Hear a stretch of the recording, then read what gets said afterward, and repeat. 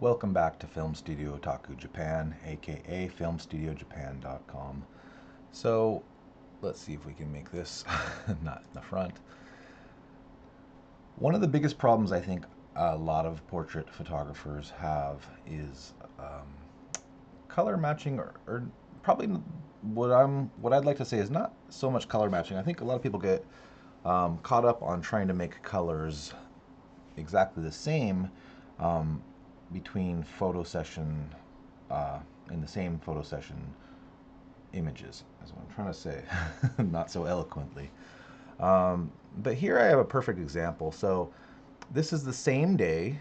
These photos were shot within an hour of each other, I believe, and they do have very different color cast, and that's not a bad thing. It's something that, yes, I could get these to match either just adjusting in the software, regular software, white balance, tint, hues, and I could get this pretty close, if not exact. There's also software like Evoto, which I use for certain quick turnaround portraits, and sometimes for things like blemishes on women. Children, very rarely do you need it. Sometimes they'll like things like little boogers or like, you know, sometimes kids have like food on their face or whatever, and it's a very easy way to get rid of things that can be a little bit more tedious in software. But Evoto has a very nice color matching feature where you can take one image and load it as basically a oh, what's the word? It's escaping me. We'll say a preset for the moment, but basically you load that image as a template or whatever, and then you can copy that color scheme onto all the images you want to. And sometimes it works flawlessly. Sometimes it creates weird issues in the eyes, notably, um, and other places sometimes. But again, with these images though, here's the thing, and why I'm not doing either of those here is because this first image here that I have opened just as my regular image viewer is very much broad daylight hitting her. And I also believe in this photo I was using a fill flash just to make sure I got her eyes lit up. But you know, it's a warmer tone. Um, or excuse me, it's more of a broad daylight. There's words I'm looking for. I'm very sleep deprived trying to finish up this product, this project. But over here, she is surrounded by leaves. These leaves are not just behind her; they're all around. Beautiful little walkway here, a little red bridge behind her, um, and the light is very well diffused. But also, obviously, because of the leaves, which are even more pink than they look here, I actually had to subdue it a little bit because I didn't want her to look overly pink. But yeah, it definitely reflects off her, and I want some of that color to be in this image. Now, I could try to make this image over here look like that color, but it just is not going to be natural because look at what's lit up behind her, this grass and stuff, this moss, and the color on the temple, the color behind her with the sun hitting it. If I try to make her this color, it's going to start to look very unnatural and likely very pink. Now, conversely, over here, if I try to make her look broad daylight lit up, it's really not going to match this background. I already have highlight issues back here anyways, but actually I've controlled those very well here. This has, by the way, a custom tone equalizer mask I put on here. If you look here, we'll turn both this and the exposure down. This is the image before I did some addition. This is mostly edited in Capture One, but then I took it in here to Darktable, and whatever you can't do in Capture One or Photoshop, basically you're going to be able to do in Darktable. So the tone equalizer, it mostly is to get her face just to have a little bit more tonality and three-dimensional feel to it. And then the exposure, I can do this within tonality to get these highlights gone, or I can make a mask around these highlights. I don't have a set way for every image. I had done that with this image, but actually tonight I was just playing with just getting it down with exposure, And I came to a very happy place here. And Bob Ross, anyone? But yeah, no, it's good. And then what I also did here is initially, because there's little tiny areas of black, that's just overly black here, clipping. And then I also wanted to just bring out a little bit more detail in her hair, because when I print these are going to be part of a photo book. Sometimes if it's just too much black in one space, it starts to look just overly saturated and there's just no tonality in it at all. So what I can do here subtly, I don't mind areas of black, but I don't want too much, is I can take this black level and it goes reversed. Going this way is going to darken it more. Going this way to reverse what you might think it might do. And going back here is actually going to lighten it up. So already I took out those little clipping points, and I can go so far with this, like, give it a kind of a faded look. But what I want to do here, put it on 0 for just a second, is I'm going to get right in here on these, I call these baby hairs. I don't know what you call them, but a lot of kids have these really fine little hairs here at the hairline.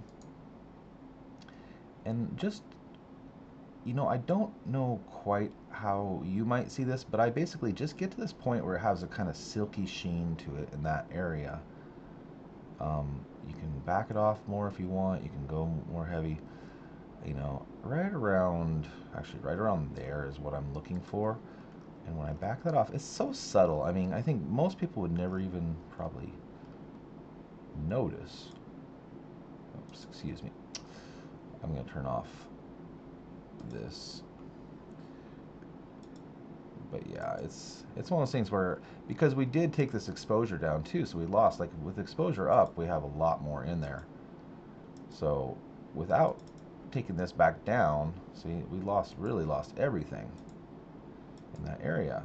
But we want to kind of bring the sheen all around in her hair, just back up a little bit. I don't mind it being a little bit flat, which is kind of the result when you go into, I'm going to go a little bit heavier on that, when you go into black level correction.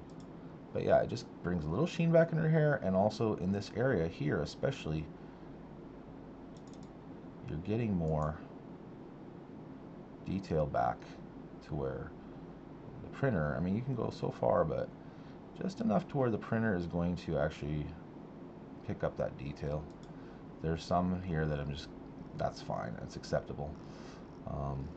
Yeah, so I think that overall it's a nice image. Again, it's definitely a different color palette than this image over here, but that's acceptable. I have several images I've already done the same thing to here. Some of them definitely are, that's the same ones. Some of them definitely you can see even a little bit better. Yeah, how well that picks up there. We can, again, maybe go a little bit further on this one, right around there. And it just gives that I don't know, it brings it more into that film realm for me personally. I am always aiming to achieve a look that really does feel like film rather than digital. That's why I use a GFX camera. But even beyond that, there's a lot you can do, in my opinion, to bring out those images to give them more of a feel of 3D film essence, for lack of better words, at whatever time it is right now. So anyways, also I just again want to mention, for anyone wondering, this is I have full permission from the mother of this photo session. It's usually not the case in Japan.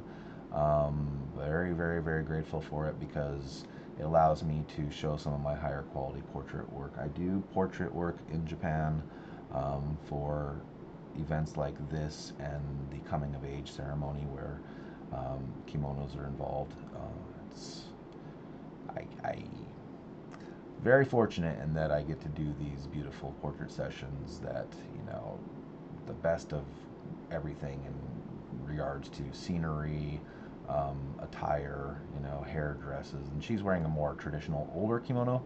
For what it's worth, when you see shorter sleeves like this, it's actually not, some people might think, oh, it's too small, but no, the older traditional kimonos have shorter sleeves, where the more modern ones come out basically covering the hands.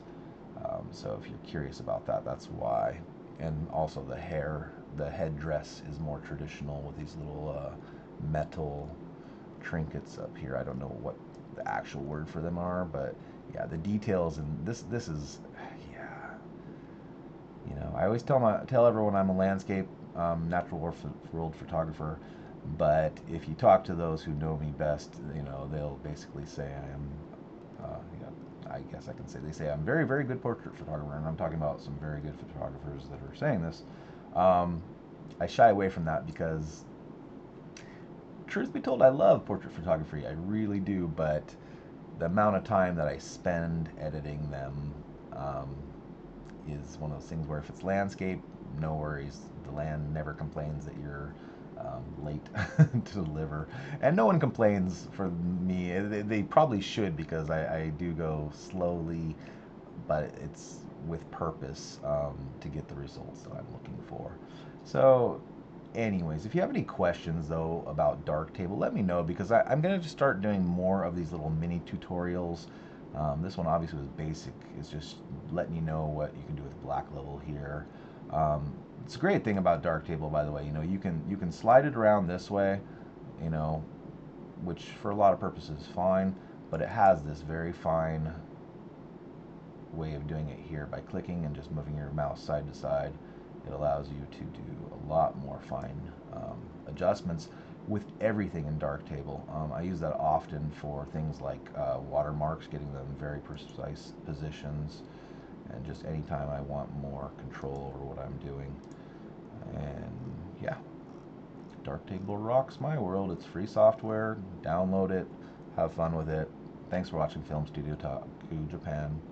And please check out my landscape and natural world photography at filmstudiojapan.com.